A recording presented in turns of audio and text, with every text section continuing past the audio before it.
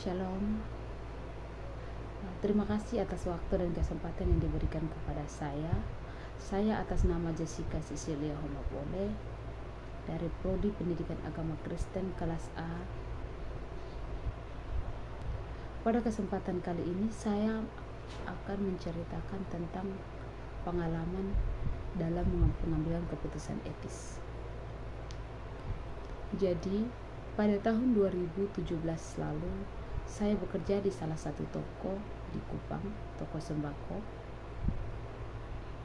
Saya bekerja kurang lebih 1 tahun 5 bulan lamanya. Saya bekerja kurang lebih satu tahun setengah, dan saya memutuskan untuk melanjutkan kuliah. Di satu sisi saya masih butuh pekerjaan ini, dan di sisi lain saya juga ingin kuliah. Saya pikir-pikir, saya terus berpikir, dalam hati saya bicara, pekerjaan ini belum tentu menjamin masa depan saya. Tetapi kalau saya mau kuliah dan saya lulus, saya bisa mencari pekerjaan dan mendapat pekerjaan, dan saya bekerja, saya bisa mendapat pekerjaan tetap, dan itu bisa menjamin masa depan saya. Itu saya terus berpikir, dan suatu ketika saya mengambil keputusan untuk saya melanjutkan kuliah saja, dan saya keluar dari pekerjaan itu dengan gaji saya hampir 2 juta, dan saya memutuskan untuk berhenti bekerja dan melanjutkan kuliah. Dan akhirnya saya daftar di kampus IAKN Kupang, yang saat ini saya sedang menempuh pendidikan saya di IAKN Kupang. Dan menurut saya itu keputusan yang sulit, tapi itulah yang harus saya jalani.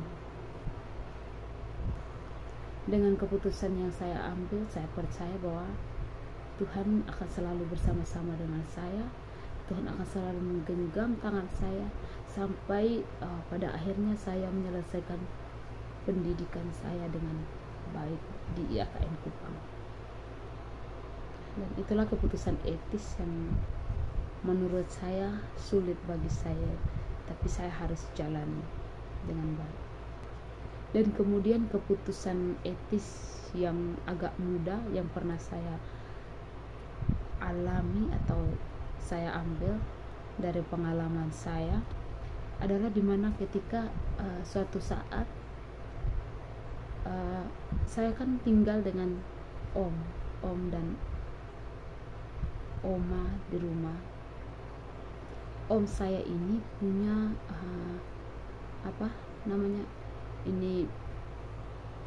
om saya ini dia kredit HP di salah satu toko HP di Kupang, namanya toko FIF kalau tidak salah. Dan suatu ketika penagih dari sana datang di rumah dan mencari om saya. Saat itu hanya ada kita 2 di rumah. Dia sedang tidur di kamarnya, dan orang dari maksudnya sales dari FIF itu datang untuk menagih. Maksudnya untuk menagih, dan saya disuruh untuk panggil Bapak Tua. Saya pergi, saya panggil, saya bilang ada orang yang dari kantor FIF datang, kata saya. Tapi om saya bilang begini, kamu kasih tahu saja, bilang saya sedang tidak ada di rumah, saya sedang di luar kota, begitu. Maksudnya untuk tipu orang ini. Tapi di situ saya merasa, di satu sisi saya merasa kalau saya tipu orang ini, saya dosa juga. Tapi di sisi lain, ini om saya tinggal di sini, di rumahnya om saya.